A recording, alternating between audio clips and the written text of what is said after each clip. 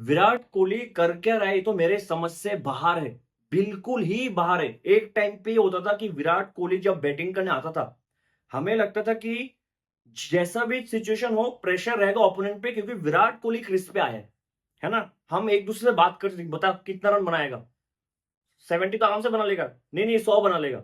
आजकल जब बैटिंग करना आता ना विराट कोहली, सच में कह रहा हूं, एक तो डर लगता है, हार्ट बीट फास्ट हो जाता है, दूसरा हम प्रे करने लग जाते हैं कि आज कैसे भी करके रन बना ले, कुछ तो रन बना के चले जाए। ये हाल है विराट कोहली का आज। इतना फ्रस्ट्रेटिंग है, इतना फ्रस्ट्रेटिंग है। आप इतना एक्सपीरियंस प्लेयर हो, आप कैसे अपना विकेट हर एक मैच पे थ्रो करते हो। जो मेजर डिफरेंस है ना कि न्यूजीलैंड के बैट्समैन हर एक मैच पे अच्छे बॉल पे आउट हुआ है, अच्छे बॉल पे आउट हुआ है इनकी मेन बैट्समैन, और हमारे बैट्समैन विकेट थ्रो करके जाते हैं। आप मैच दिन का सिर्फ 2 ओवर बाकी था, विराट कोहली बैटिंग करने आया है, आपको पता है अभी अभी 2 विकेट गिरा है, आपने हाथ में रख के भाग के डायरेक्ट हिट रन आउट। आपने दूसरे मैच में भी यही किया था, जब ऋषभ पंत आउट हुआ था, आपने बैकफुट पे कट किया था, आपका मोमेंटम पूरा पीछे था, हाथ में रख के, सेंटर के हाथ में रख के भाग गए थे, ऋषभ पंत बेचारा रन आउट हो गया। आप प्रूफ क्या करना चाहते हो कि आप सबसे फिटेस्ट हो, आप किसी को भी चैलेंज कर दोगे, आप किसी के भी हाथ में बॉल मार के भाग जाओगे।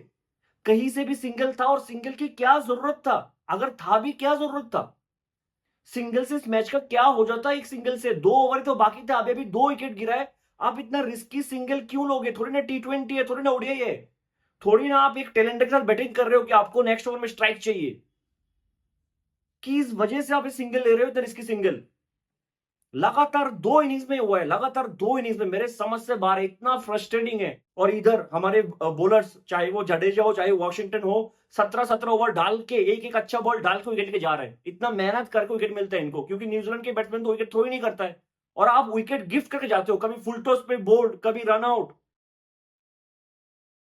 बहुत ही डिसअपॉइंटिंग है इस पूरे सीरीज पे। न्यूजीलैंड ने हमसे सिर्फ अच्छा ही नहीं खेला है, न्यूजीलैंड के जो लक फैक्टर है ना, ये भी बहुत ज्यादा था।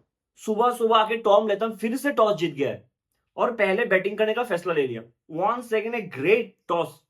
सब कुछ न्यूजीलैंड के फेवर में चल रहा है इस पूरी सीरीज में, सब कुछ। और ऑब्वियस है, इतना हार्ड वर्क करेंगे, इतना अच्छा करेंगे हर एक डिपार्टमेंट से, तो न्यूज तो लक भी थोड़ा सा फेवर करेंगे उनको। अगर आप दोनों टीम का प्लेइंग 11 देखो, न्यूजीलैंड के प्लेइंग 11 में 2 चेंजेस थे।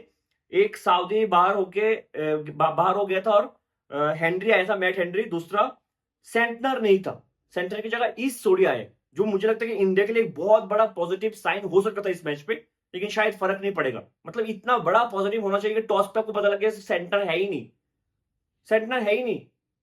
कुल मिला के न्यूजीलैंड के प्लेइंग 11 में 2 अच्छे बैट्समैन नहीं थे, है ना। सेंटर भी अच्छा खासा बैटिंग कर लेता है, और सऊदी भी अच्छा खासा बैटिंग कर लेते हैं। वो 2 बैट्समैन भी कम थे न्यूजीलैंड के प्लेइंग 11 में, ऊपर से बॉलिंग में भी सेंटर कम था। उसके बाद भी इंडिया का ये हाल है। अब इंडिया के प्लेइंग 11 में एक चेंज था, बुमराह, उन्होंने कहा कि बुमराह का तबीयत ठीक नहीं है, बुमराह की जगह सिराज वापस आ गया था, ठीक है। बाकी सब तो ठीक ही थे। अब जब नए बॉल के साथ बॉलिंग डालना आता है, आकाशदीप और मोहम्मद सिराज।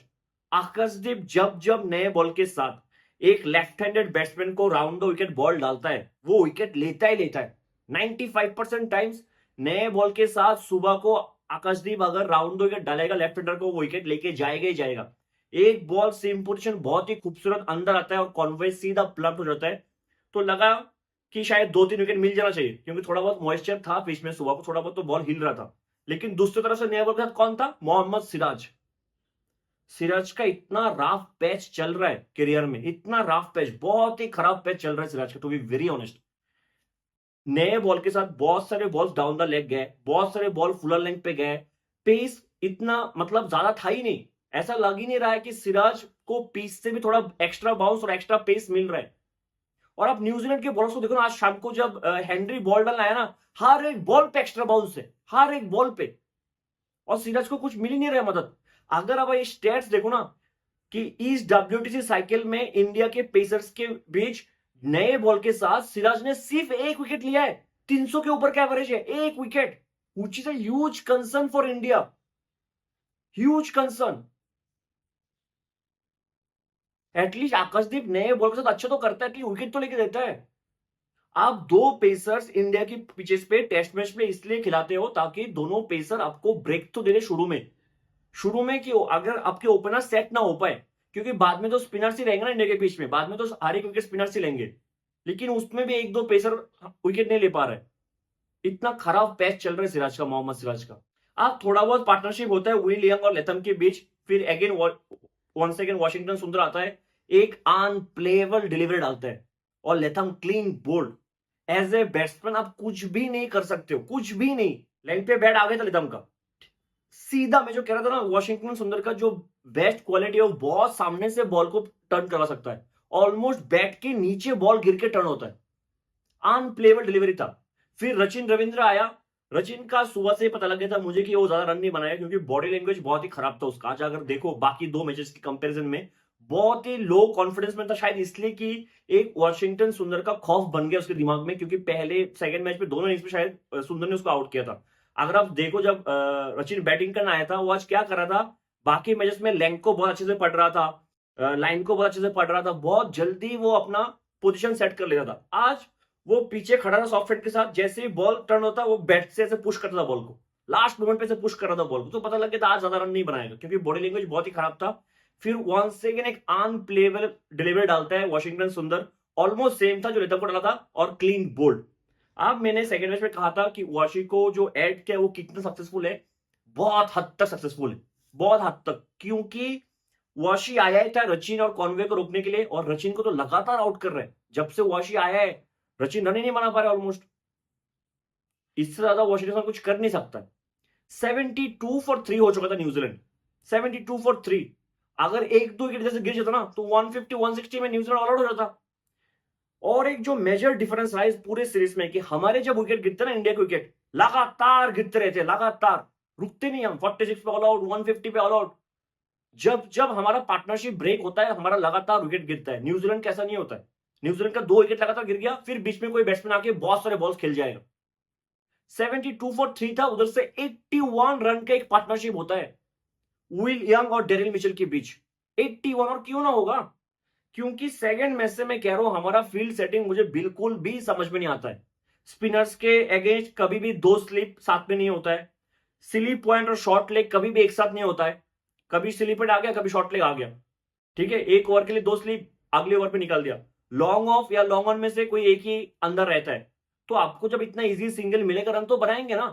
एक जो बहुत इंटरेस्टिंग स्टेट्स आज उन्होंने दिखाया है कि इस सीरीज पे सब न्यूजीलैंड से कम रन इंडिया ने बनाए ऑल टुगेदर, आपको भी पता है न्यूजीलैंड से बहुत कम रन बनाए इंडिया ने ऑल टुगेदर, लेकिन इंडिया का बाउंड्री परसेंटेज न्यूजीलैंड से ज्यादा है। मतलब इंडिया ज्यादा बाउंड्री पे रिलाई करता है, इंडिया ज्यादा बाउंड्री मारता है। न्यूजीलैंड का बाउंड्री परसेंटेज 9% कम है इंडिया से, 9%, व्हिच इज ह्यूज। उसके बाद भी न्यूजीलैंड इंडिया से ज्यादा रन बनाए इस पूरी सीरीज में। क्यों? क्योंकि इजी सिंगल्स इनको मिल जाता है, स्ट्राइक रोटेशन में कुछ प्रॉब्लम ही नहीं होता इनको, क्योंकि हमारे फील्ड सेटिंग ऐसा है।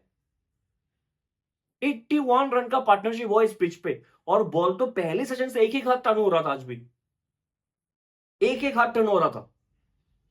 उसके बाद विल यंग 71 रन पे खेल रहा था, वो अगेन जडेजा का एक अनप्लेएबल डिलीवरी आता है, विल यंग आउट, शायद 6 डिग्री टर्न था उस बॉल पे भी, आउटसाइड एज, अगेन लैंग को पढ़ लिया था, रोहित शर्मा के पास एक इजी कैच। अब जडेजा टॉम ब्लंडल को भी बोल्ड कर देता है, जो बॉल 7.9 डिग्री टर्न हुआ है, ऑलमोस्ट लेग स्टंप के बाहर से पिच होके ऑफ स्टंप पे आके लगाया टॉम ब्लंडल, क्लीन बोल्ड।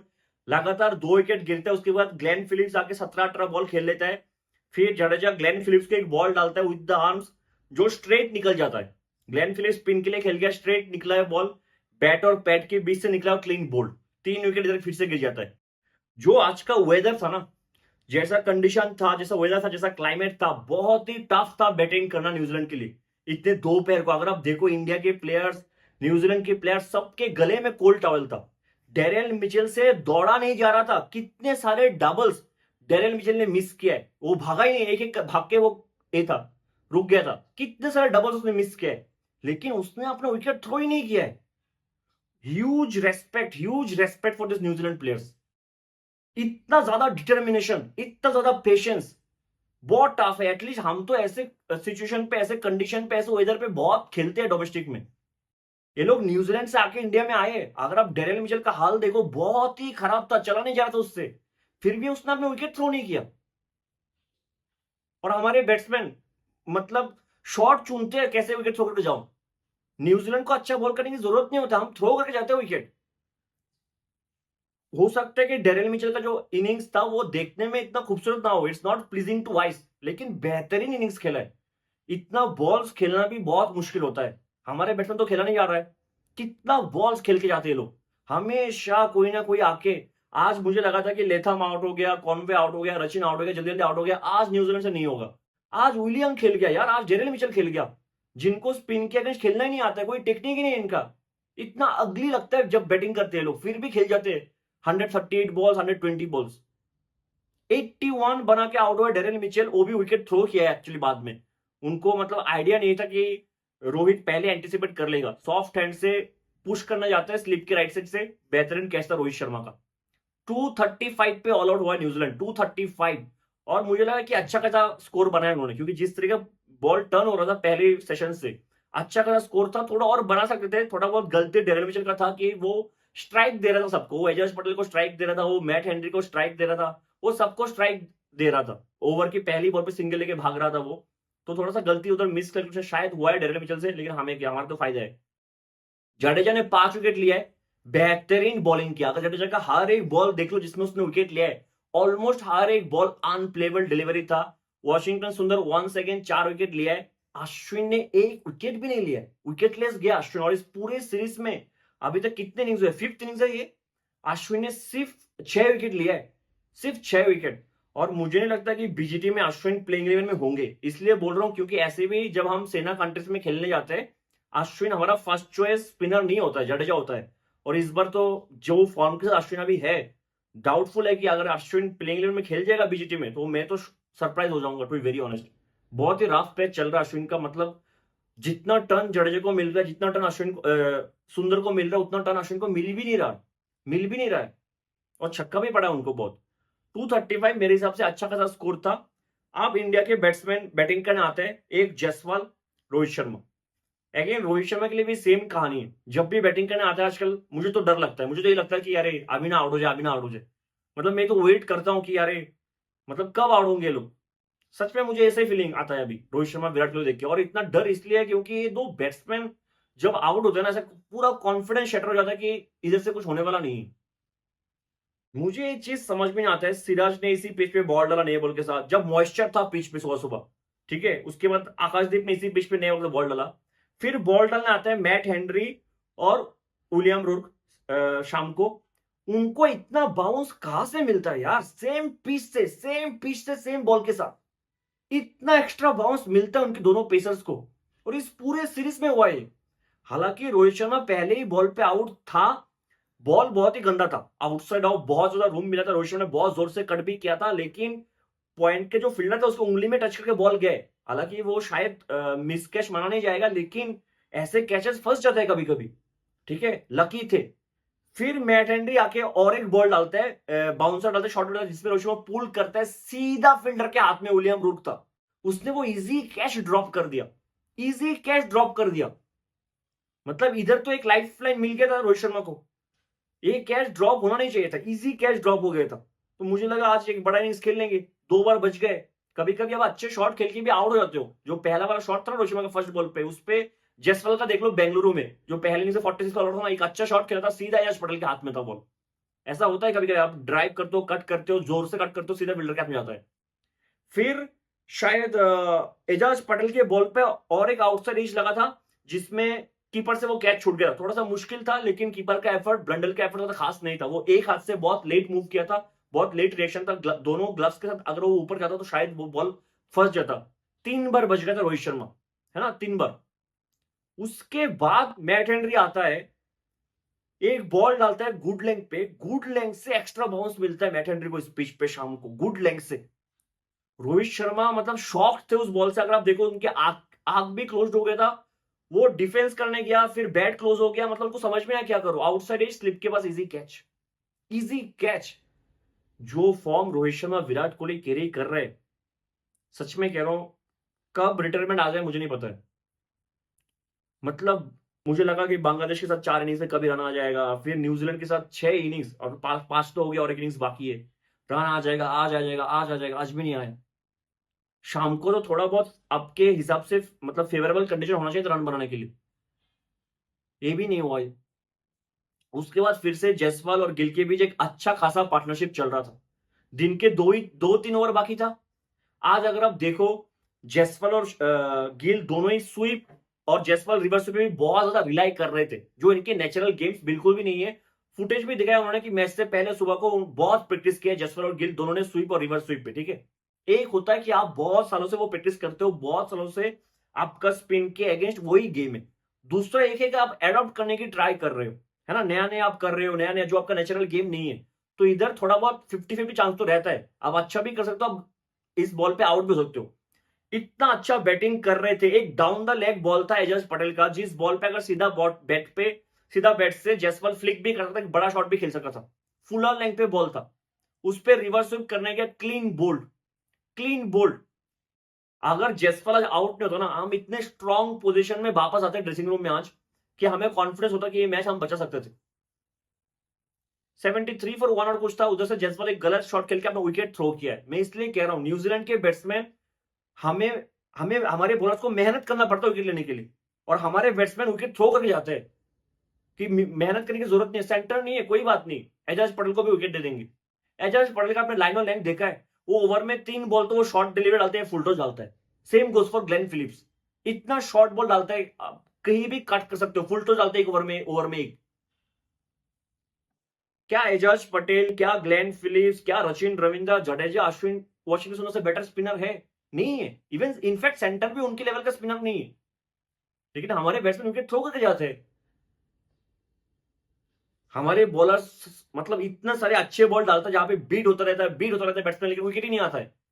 कितने बार विलियम बीट हुआ है, कितने बार डेरिल मिचेल बीट हुआ है, लेकिन विकेट नहीं मिला हमें, इतना मेहनत करना पड़ा हमें।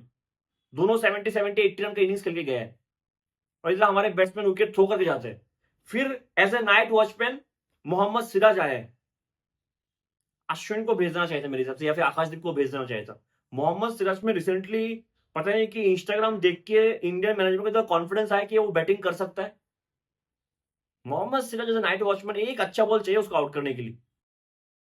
पहली बॉल पे प्लम तो हुआ, उसमें कोई बात नहीं है, ठीक है, इस पिच पे अच्छे अच्छे बैट्समैन आउट हो जाएंगे जितना टर्न मिल रहा है। उसने रिव्यू एज कर दिया यार, सीधा प्लम था उसमें, उसने रिव्यू एज करके चला गया वो मोहम्मद सिराज। 2 बॉल में 2 लगातार विकेट। फिर विराट कोहली आ गया 2 ओवर खत्म होने से पहले, दिन का बस 2 ओवर बाकी था। मैं तो सच में कह रहा हूं, मैं ऊपर देख रहा था कि विराट कोहली जैसा आउट ना हो बस। अच्छा खासा खेला था, एक फुल टॉस में चौका भी मारा है। Out of nowhere fielder के हाथ में मैट हेनरी था, मतलब 2 हाथ दूर था मैट हेनरी से, 2 हाथ दूर, मार के भाग गया फिर से। और अगर कोई भी एंड पे थ्रो करता ना, आउट ही होता। अगर उस एंड पे थ्रो करता, गिल आउट होता, इस एंड पे थ्रो किया डायरेक्टेड, विराट कोहली आउट। और विराट कोहली ने फुल स्ट्रेच डाइव किया है, फुल स्ट्रेच डाइव किया, फिर भी आउट है। आप सोचो क्या करने की कोशिश कर रहे हैं, मेरे तो समझ से बाहर है, टू बी वेरी ऑनेस्ट, मेरे तो समझ से बाहर है। एक्चुअली रोहित शर्मा का बॉल भी अनप्लेबल डिलीवरी नहीं था, टू बी वेरी ऑनेस्ट। मतलब रोहित शर्मा को, हाँ, थोड़ा सा एक्स्ट्रा बाउंस मिला था मैट हेनरी को, लेकिन अगर रोहित शर्मा बैकफुट पे खड़े रहे तो उसको कट कर सकते थे, या फिर डिफेंस भी कर सकते थे ऐसे। वो सरप्राइज हो गए थे, और बॉल बाहर की तरफ ही जा रहा था, स्टंप का बॉल तो था ही नहीं कि आपको बैट लाना पड़ा सामने। तो हमारे बैट्समैन विकेट थ्रो करके जाते हैं। 86 फॉर 4 है इंडिया भी, 86 फॉर 4। मतलब दिन के एंड पे, दिन के लास्ट 2 ओवर पे आपने न्यूजीलैंड को गेम देके गए हो, आप गिफ्ट करके गए हो, के लो व्हाइट वॉश कर दो, हमें कोई प्रॉब्लम नहीं है, कर दो व्हाइट वॉश, WTC फाइनल नहीं खेलना हमें। बहुत ही डिसअपॉइंटिंग हमारे बॉलर्स को हम क्या बोले। ठीक है, हम सिराज से थोड़ा बहुत डिसअपॉइंट हो सकते हैं, और सिराज करता भी तो क्या करता, एक विकेट ले लेता न्यू बॉल के साथ, फिर भी हमारा हाल यही होता कि हमारे बैट्समैन जिस तरह खेल रहे हैं ना, हमारे बैट्समैन, फिर भी यही हाल होता हमारा। अश्विन विकेट नहीं ले रहा है तो कोई बात नहीं, रोहित शर्मा ने बॉल दिया नहीं उनको, उसके बाद जडेजा तो विकेट ले रहे हैं एक एंड से वाशिंगटन सुंदर विकेट ले रहा है। अगर आप सोच रहे हो कि 120 130 में ऑल आउट कर दोगे न्यूजीलैंड को, ये तो पॉसिबल नहीं है, आप आउट हो जाओगे 120 में। 235 बनने में इतना मुश्किल हो रहा है इंडिया को इस पूरे सीरीज में, मतलब 230 250 नहीं बन रहा है इंडिया से। 86 फॉर 4। देखो ऋषभ पंत का बहुत अच्छा बैट्समैन है, टेस्ट मैच के लिए बहुत अच्छा प्लेयर है, बहुत सारा अच्छे इनिंग्स खेला भी है, लेकिन भरोसा नहीं है, वो कॉन्फिडेंस नहीं है। वो कभी भी एक गलत शॉट खेलेगा, हवा में उड़ जाएगा, टॉप एज लगेगा, स्विप करेगा, टॉप एज लगेगा, आउट हो जाएगा, कुछ भी हो सकता है। और वो टिक जाएगा तो इंडिया मैच बचा लेगा। लेकिन कोई भरोसा नहीं है, कॉन्फिडेंस ही नहीं है कि ऋषभ पंत का डिफेंस इतना स्ट्रांग नहीं है ना, वो एक शॉट खेल लेगा, इतना पेशेंस नहीं है उसके पास। जब रन नहीं आएगा वो एक गलत शॉट खेल लेगा और एक गलत बॉल पे आउट हो जाएगा। शुभमन गिल एक दो बार तो बचा है एजाज पटेल की बॉल पे, और सचिन रविंद्र भी कल शायद बॉलिंग करेगा, जैसा टर्न जडेजा को मिल रहा था ना, तो सचिन रविंद्र और एजाज पटेल दोनों बॉल डालेंगे। ईस्ट थोड़ी तो अभी आया भी नहीं है, और ईस्ट थोड़ी का ईस्ट थोड़ी लेग ब्रेक बॉलर है, तो इसका भी बॉल बाहर ही जाएगा, तो वो भी अच्छा कर सकता है। थोड़ा सा भी कॉन्फिडेंस नहीं आ रहा है, थोड़ा सा भी नहीं। एटलीस्ट अगर इंडिया 235 तक भी पहुंच जाए फिर भी चलेगा, फिर भी हो जाएगा काम, मुझे ऐसा लगता है। लेकिन अगर आप फिर से 60-70 रन का लीड लेके जाओगे न्यूजीलैंड को, तो लगता है मुझे व्हाइट वॉश लोडिंग है, इधर से व्हाइट वॉश लोडिंग है। मिलते हैं अगले वीडियो में, तब तक के लिए जय हिंद।